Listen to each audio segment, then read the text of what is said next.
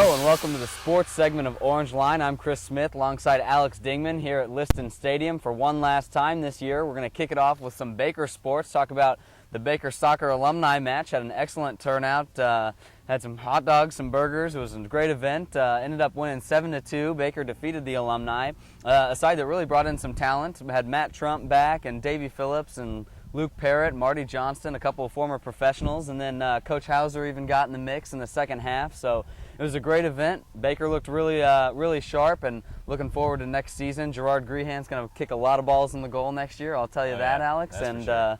You know, we're all very excited. Fall sports should look good. Volleyball's returning a lot, and then as we talked about last week, football is too. So starting off with a good note headed into the summer. Yeah, I'm excited for the soccer team. Looked like the varsity squad just had a little bit more energy there down the stretch as the alumni, you know, hung tough for a while. I believe that there was even, a one-goal game there. Right, somewhat for late. A while. And then down the stretch, though, you could see that they're just a little gassed. Our players a little younger, a little bit more fit.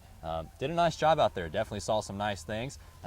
Chris Smith, some guy, I'm not sure if you know him, had an awesome pass to Tom Lowndes, who unfortunately won't be playing for Baker next year, but you will be, and that's good to see. Also, Gigi, like you mentioned, I mean, he's going to be quite the player next year. Well, I appreciate that, Ding. And now let's get into a little Baker baseball and softball. Just ended the season.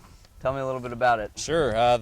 Both teams didn't end the season on great notes. The Baker baseball team lost their last 7, did not go to conference play. The softball team lost their last 6. On the guys' side, they're losing a couple pitchers, Nick Bird, Bryce Davin being those. Offensively, Dusty Griffin, Kyle King, a couple guys that came here together, have been offensive forces for us for the last couple of years. We're going to miss them. And also Aaron Westerhouse, who hit over 400 this season, led the team in hits and RBIs, also just a leader on the field, showing example. He had a couple hits even against KU in that game. It seemed like every single game he was getting at least one base hit, usually 2. So they're definitely going to miss him next year. But got a lot of guys coming back. Nuno O'Donnell just juniors this season, so hopefully they decide to return next year, play for Baker again. Nuno, outstanding pitcher, one of the best in the nation. He had an ERA under 2. He had 6 wins. O'Donnell had 5. So the rotation's looking like it still could be solid. Just going to have to fill those voids offensively. And then on the softball side, they did lose their last 6 games. Didn't finish with the best record, but they're not losing any players, so at least they have that to bank on next year, that they will have all their younger players back, and hopefully they can turn that around for next season. Yeah, experience is really invaluable in college sports. Yep. And then another squad that did fairly better here ending the season, the track team. They still got nationals, so the season not quite over, but they did have their conference championships, and both on the men's and women's side, they got 3rd place, which is outstanding. The men finishing 3rd after getting 6th in the indoor season, so quite a leap for them there in the hack, and then the women also getting 3rd, and so many accolades, I had to write them down. There's no way I could possibly remember all of these. Arnold Ciore, he got 7th in the 5K, the 2nd best Baker University time ever, and that was the day after he ran the 10K and got 6th the night before, so quite the weekend for Arnold. And then also the 4x400 team got 3rd, Matt James, both the Gleason brothers, and also Hannon, who actually turned out to be the MVP for the men's team as he had the most points. That being Aaron Hannon, just an outstanding talent, just a young guy, sophomore, I believe, and just doing great things for Coach Kindler's team. And also on the 100 meters, Comey got 2nd, Richie Bryant got 3rd. Comey ran the 3rd best all-time 200 meter as well here at Baker University. Hannon got 1st in the 400 meter high hurdles. Matt James got 2nd. He's just something like 9/10 of a second away from making it to nationals. Hopefully he can join a couple of their guys and go out there. He's still got a couple more meets to try to get that. The 4x100 got 2nd, set a new school record in that. And Richie Bryant, he set a couple all-time marks there in long jump and the triple jump, I believe, getting 2nd in Baker's history in both those events. On the women's side, Coach Kindler got Conference Coach of the Year for his performance this season. Quite the start for him here in his first season. The track team really making a huge jump from last year, so that's something that's going to be huge here as you look at our future. Ashley Miller set a school record in the 200 meters. The 4x100 meter team set a new school record and qualified for nationals as well, so they'll be going there. Nice for those 4 girls. Chelsea Warnburn won the pole vault at conference, and Kelsey Heckathorn got 4th in the 400 meters, but it's the 2nd best Baker University time ever.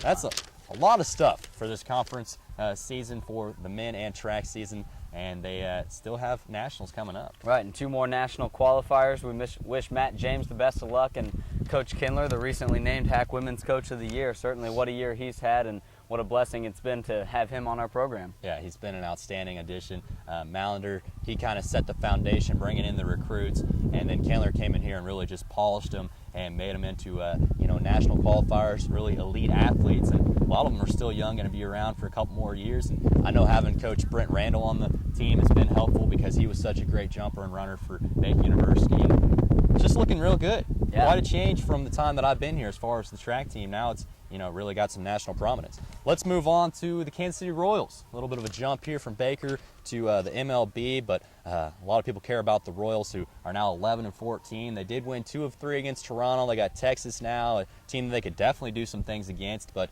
before that Toronto series, they had lost 7 straight. Yeah, they were having pretty rough goes. Even our starting pitching, which looked to be getting so much better and getting everybody excited in early April, was starting to look like the Royals of old. But again, the AL Central is so close. Everybody's within 4 games of each other. So we'll hope that the Royals can keep pounding out some victories and then take us into and maybe some exciting summer months for the first time since 2003. Yeah, and even with that 11-14 record, they did have a fairly good April, especially a couple guys. Greinke doing an outstanding job. His ERA is sick. I believe it's second in the AL right now. Him and Bannister both had 3 wins, so they've been solid. Gil Mesh hasn't been there yet, just with 1 victory, but he's professional. I'm sure he'll turn him around and get that ERA down, start picking out some wins. Tomko, don't know about him. Luke Hokovor, however, got his first major league victory the other day against Toronto, looking pretty good. I believe he went about 6 innings, just allowed 1 run, so that's good.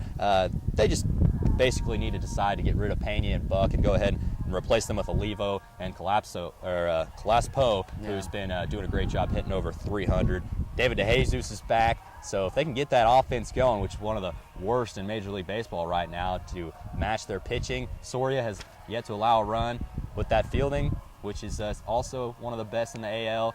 They got all the tools. I like what Coach Holman's doing so far. Hopefully they can just start playing more like they did at the beginning of the year. Oh, yeah, he's been unbelievable in the bullpen, Soria has. Let's move on now. We're going to kick it out to Kelsey Epperson with this week's Athlete of the Week. No surprise here, Aaron Hannon.